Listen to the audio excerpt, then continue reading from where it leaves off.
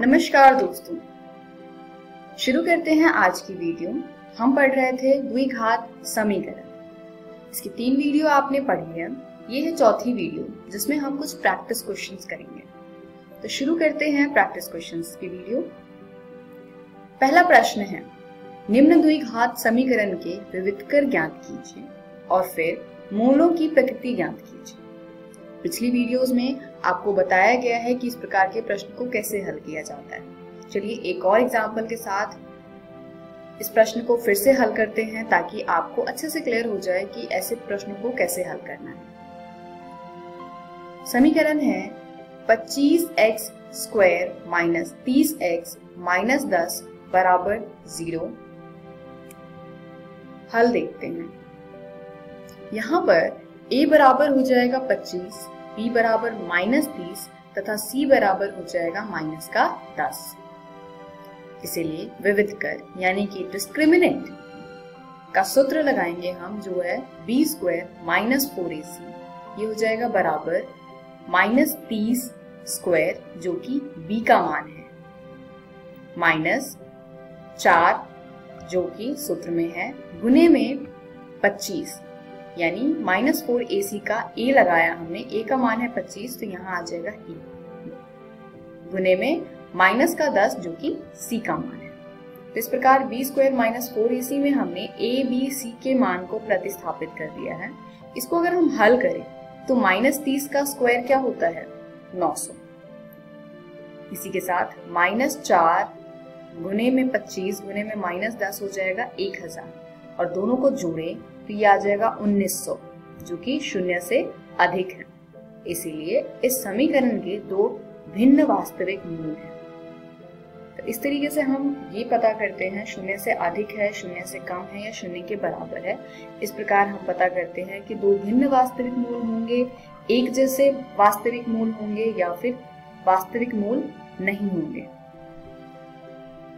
पूर्ण वर्ग बनाने की विधि से 25x square minus 30x minus 10 बराबर 0 का मूल ज्ञात कीजिए। तो अब हमें 25x square minus 30x minus 10 बराबर 0 के मूल ज्ञात करने के लिए अगर हम स्टेप्स की बात करें तो सबसे पहले हम क्या करते हैं, सबसे पहले हम जो माइनस का 10 यानी अचर संख्या है उसको हम राइट हैंड साइड पर यानी दाएं तरफ ले जाएंगे। साथ ही आप देख रहे हैं कि 25x स्क्वायर को हम लिख सकते हैं 5x का स्क्वायर। तो चलिए देखते हैं इसके आगे हम इसको कैसे हल करेंगे। अब क्योंकि 25x स्क्वायर के बाद माइनस का 30x है तो माइनस का साइन है यहाँ पे, इसलिए यहाँ पर फॉर्मूला लग जाएगा a minus b whole square का, और ये बराबर होता है a square minus 2ab plus b square. तो अब पहले को अगर हम देखें तो a स्क्वायर की जगह पर 25x स्क्वायर लिखना है। तो अगर हमें इसको होल स्क्वायर बनाना है तो हम इसको लिख सकते हैं 5x का होल स्क्वायर, यानी a का मान क्या हो गया 5x। अगला क्या है, अगला है -2ab। तो -2ab को हमें -30x को इस प्रकार लिखना है ताकि ये -2ab की फॉर्म में आ जाए। तो आप कैसे लिखेंगे, -2 तो फिक्स है और a का मान हमें पता है, इस प्रकार ये हो जाएगा -2 इंटू में 5x यानी 5x जो कि a का मान है। तो ये कुल मिलाकर हो जाता है 10x। अब 10x में किससे गुना करें ताकि माइनस का 30x आ जाए, तो 3 से गुना करेंगे, यानी ये जो 3 है ये हो जाएगा b का मान।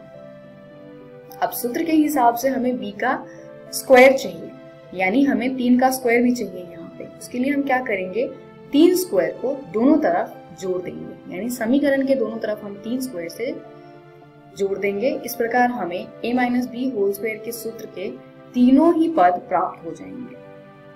3 स्क्वायर हमने यहाँ जोड़ा, तो इस प्रकार हमारे पास समीकरण बन जाएगा 5x का whole square minus 2 into 5x into 3 plus 3 square बराबर 10 प्लस 3 का स्क्वायर। इसको चलिए अब आगे हल करते हैं, जहाँ पे हमने 3 स्क्वायर दोनों ही तरफ जोड़ दिया है।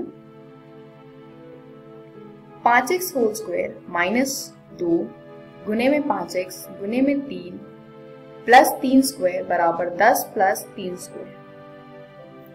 अब बाईं तरफ अगर हम देखें तो a minus B whole square का सूत्र बनता है जहां पर a का मान है 5x और b का मान है 3, यानी ये हो जाएगा 5x माइनस 3 का होल स्क्वायर।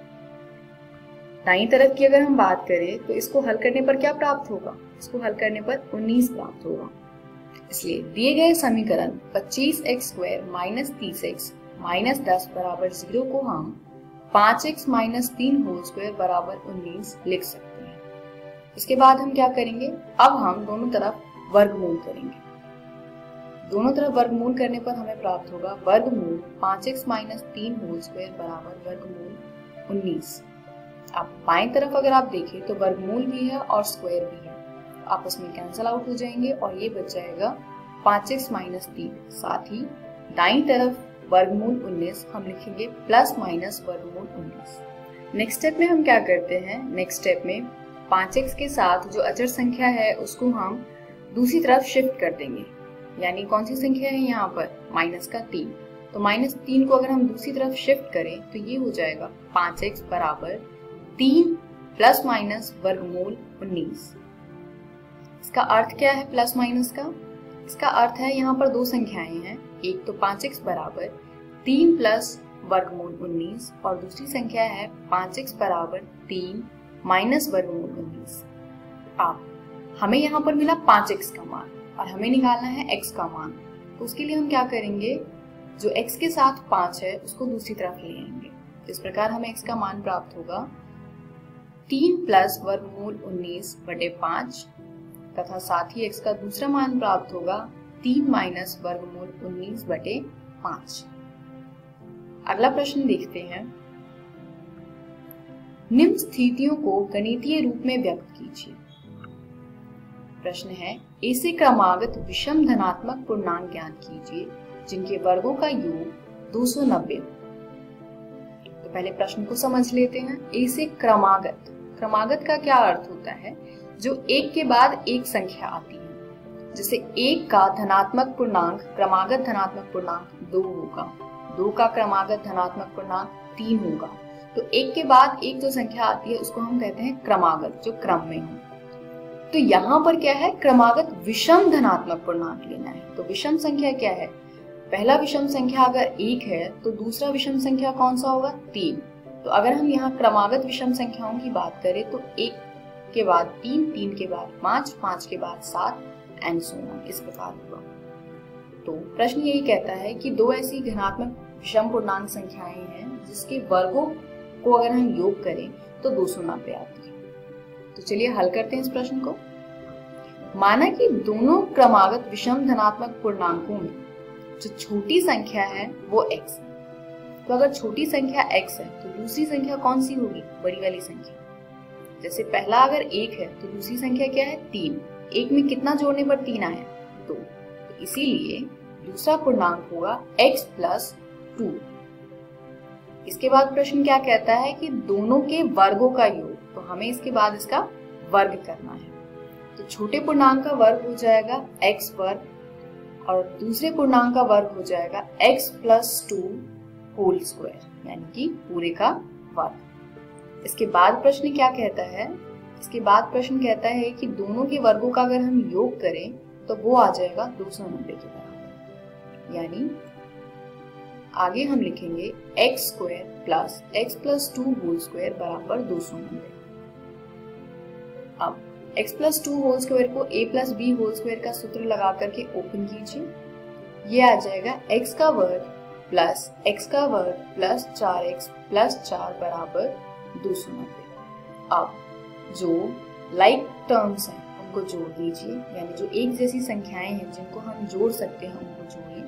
तो x वर्ग प्लस x वर्ग मिलकर के हो जाएगा 2x वर्ग प्लस 4x प्लस 4 बराबर 290। अब जो दाईं तरफ 290 है उसको बाईं तरफ ले आइए, ये हो जाएगा 2x वर्ग प्लस 4x प्लस 4 माइनस 290 बराबर 0। अब प्लस 4 माइनस 290 को अगर हम हल करें तो ये आ जाएगा 2x वर्ग प्लस 4x माइनस 286 बराबर 0। अब आप देख रहे हैं कि सब में 2 उभयनिष्ठ है, तो 2 हम बाहर लेंगे। इस प्रकार ये आ जाएगा 2 ब्रैकेट में x का वर्ग प्लस 2x माइनस 143 बराबर 0। इस प्रकार हमारे पास आ जाएगा x वर्ग प्लस 2x माइनस 143 बराबर 0। अब आपको बता दिया गया है समीकरण को कैसे हल करना है। 3 मेथड्स आपको बताए गए हैं। तो ये आपका होमवर्क है कि आप इस प्रश्न को आगे घर से सॉल्व करें। जब आप इसको हल करेंगे और x का जो मान ज्ञात करेंगे वो छोटी पूर्णांक होगी और उसमें 2 जोड़ने पर आपको दूसरी संख्या प्राप्त हो जाएगी।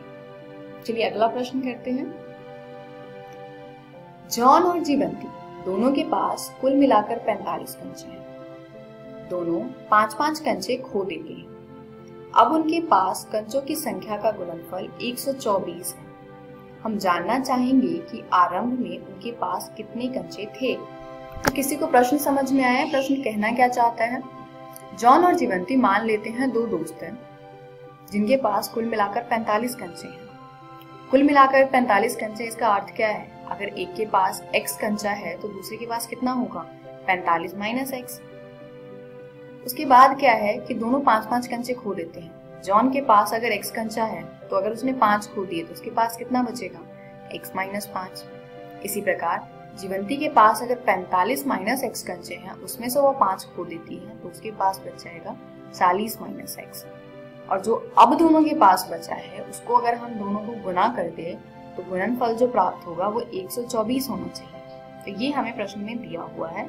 इसको हमें हल करके निकालना है कि जॉन और जीवंती के पास कुल कितने कंचे हैं अलग अलग। तो शुरू करते हैं।